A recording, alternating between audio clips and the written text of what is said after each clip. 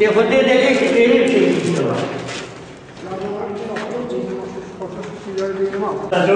Uçun öyle. Bozma kimi göndermiyorsun dedik.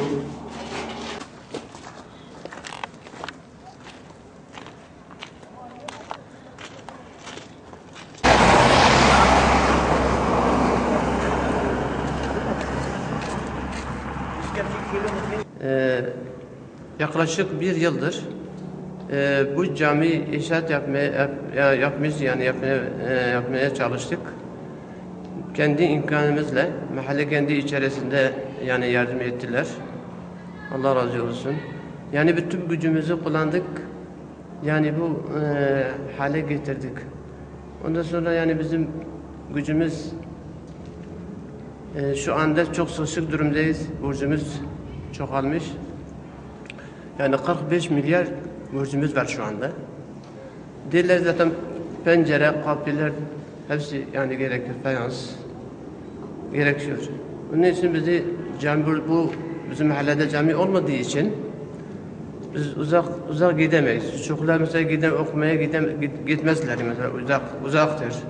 Onun için yani önce Sayın Valimizden, müftümüzden, Sayın müftümüzden yani bütün vatandaşlardan, bütün Müslümanlardan yardım talep ediyoruz.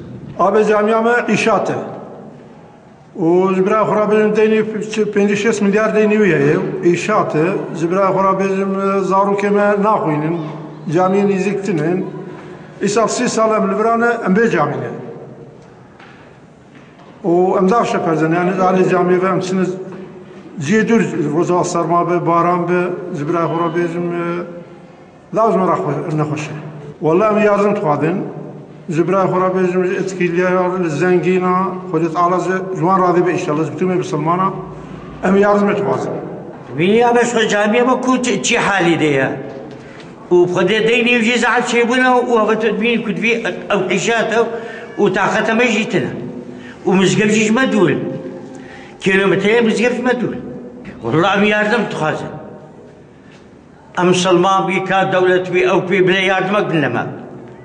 Vallahi şimdi yani bizim mahallede hiç bu İlhan Mahallesi civarlarında en yakın cami hani çok uzaktır.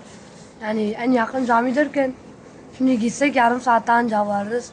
Biz de Kur'an okumak istiyoruz.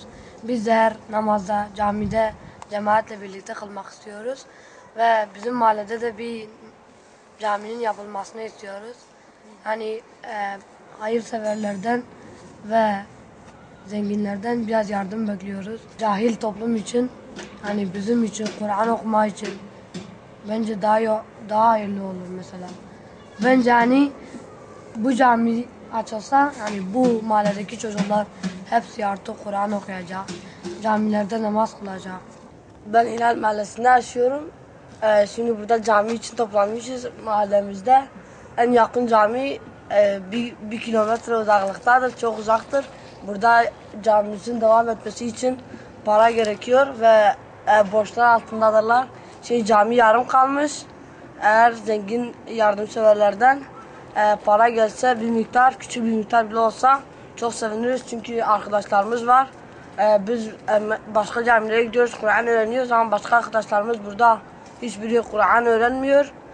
Başka babaları da bilmiyor. Biz babamızdan öğreniyoruz. Onların da öğrenmesini istiyoruz.